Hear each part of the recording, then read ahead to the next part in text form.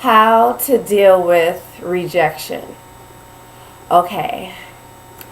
Now, because I am a writer, I deal with rejection on a very regular and frequent basis. This rejection thing comes with the territory. And as a brown-skinned woman with nappy hair, in my personal life, I'm rejected by black men like every day. So this rejection thing is a normal part of my everyday existence. So after I received the biggest rejection of my adult life, which was the rejection from U of M's MFA program, I decided that the next aspect of Unafraid to Speak will be about dealing with rejection. So there are 3 things that I want to discuss in terms of dealing with rejection. The first thing is, even when it is personal, do not take it personally. And you can definitely read the 4 Agreements, which is one of my favorite books, to learn about not taking things personally. And so basically, last year I did a lot of online dating, and there were instances, when I would try to speak to a black man, and the black man would respond, and he would say, are those dreadlocks in your pictures? Oh, I'm sorry, I don't do nappy hair. And it was always a little bit jarring to see a black man, dark skin with nappy hair, who does not find dark skin and nappy hair in women attractive. It'd be one thing if he didn't like me, but as a blanket statement, the whole state of having nappy hair was not appealing to him in any fashion. And so I took it personally. But in the end, I had to learn that even if it is something that I consider to be a central part of me that someone is rejecting, I can't take it personally. I can't take it to heart. I can't let that lower my self-esteem. So regardless of what it is, if the black man says, I'm sorry, I don't date black women at all. I mean, I prefer white women. I can't take that personally. I can't say, oh, well, what is it that white women have that I don't? Or, well, maybe I'm not as attractive. Maybe he doesn't think I'm as nice. Maybe this, maybe that. I can't afford to do that. I can't afford to lose my peace and my mental health over someone else's preferences.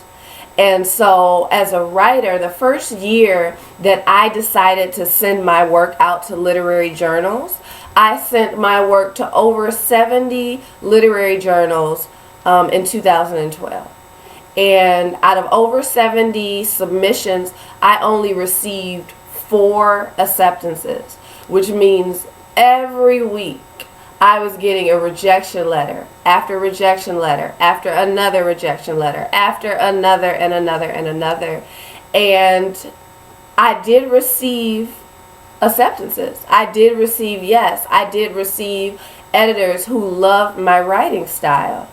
And I learned that I had to focus on the people who supported my work and not focus on those who overlooked it. Because the truth of the matter is, I don't know why they rejected it. It might not have been read. They might have already had enough people. It doesn't necessarily even mean that I am inadequate. It could have been poor timing. So that first step is, even when it is personal, even when somebody is rejecting your life work, even when someone is rejecting how you look or how you speak or how you act, even when they are rejecting you, you can't internalize it and you can't take it personally. Again, read the 4 Agreements, greatest book in life. So the next step is, Once you've taken about a week to deal with the initial shock of rejection, then it's time to really go inside and say, is this something I can change? And is this something I want to change? So if your spouse leaves you because you are physically abusive, you might want to evaluate that and say, okay, maybe I need to go to counseling, maybe I need to go to psychiatrist and get an actual drug, maybe I need to change something about myself. If your spouse leaves you because you are not the most hygienic person in the world, it might sting a little bit. They might be talking about you. But in the end, you might say, okay, this is where I draw the line. This is something I need to change. On the other hand, one might say, Leah, you are too nice. People are going to take advantage of you. You might do a self-evaluation and say, you know what, I'll take the risk because I like being nice, So there are things that you can evaluate and you'll say, you know what, I need to make a change. And there's other things, you know what, that's who I am. It's who I choose to be. I don't want to change that aspect of myself. And then there are the things that you can't change. You might be suffering from multiple sclerosis or another degenerative disease. And maybe your spouse says, you know what, I can't handle it. You might have, a disease in your internal organs or a sexually transmitted disease. And when people find out, they're like, you know what, it's too much for me. I can't deal with that. You might have something in your past, maybe a criminal history, and people are like, you know what, I can't deal. And those are the types of things when you really can't take it personally. When you're like, hey, I can't change my past. Hey, these aspects of my health, I can try to keep myself as healthy as possible now. But there's aspects of myself that I can't change. So when people begin to attack and reject you for things that you can't change, that is when you really have to go into a self-love process and say, even though I have multiple sclerosis, even though I have a degenerative disease, even though, I have problems in my internal organs, even though I've contracted the sexually transmitted infection, even though I have this felony charge, even though, I have this, I have that, I still love myself. And I know that I'm not alone. I know there are other people other than my mama who are going to love me, even though there are aspects of myself that are a little bit uncomfortable, and there are aspects of myself that I can't change. So the third thing is one of the most important things, and I actually suggest it in a lot of my videos. And suggestion is to make a list of 100 things that make you happy. So when you face rejection or when you face your own depression, you will say, okay, let me grab that list.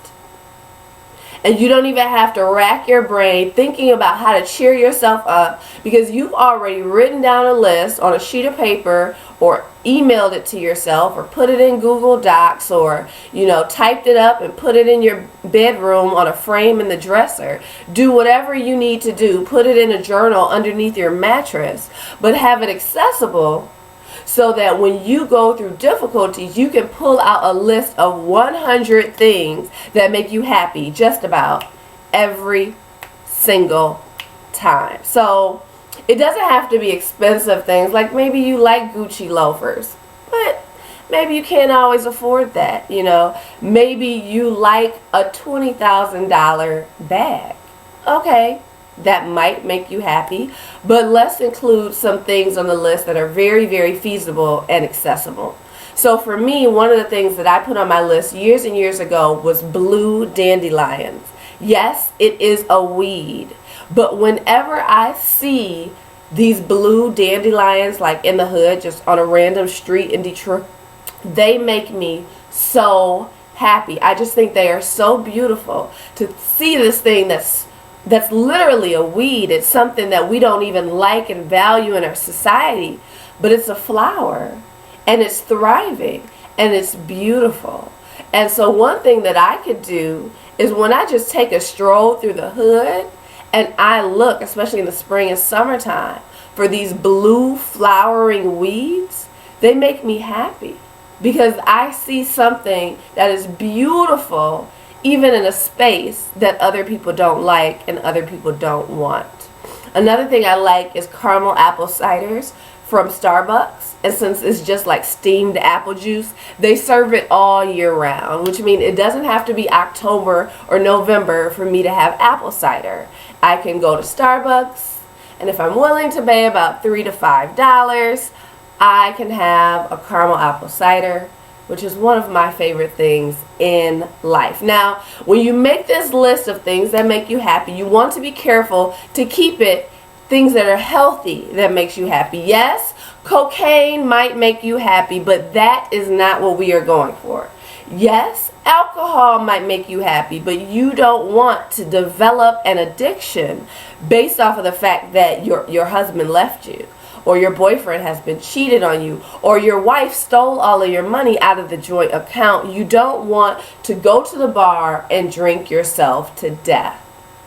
Okay, so we are going to create a list of 100 things that make us happy, and we're going to keep that list as healthy and positive as possible. Maybe you like to cook. Maybe if you like to cook, you're going to think of what is your favorite vegetable dish that you like to cook. So, okay, personally, I like, baked macaroni and cheese. I can't eat that every single day, but my favorite vegetable is zucchini, so maybe either with some macaroni and cheese, I'll make zucchini, or maybe last time I cooked macaroni and cheese, this time I'll just put on a skillet of zucchini sliced really, really thin with a little bit of salt.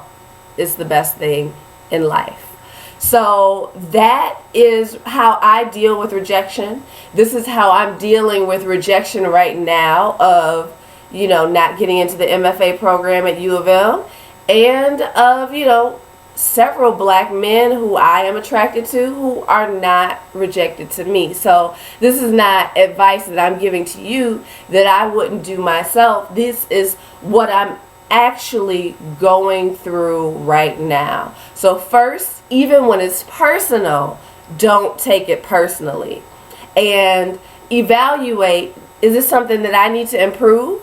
Or is this something about me that I need to accept? Really know the difference. And then treat yourself.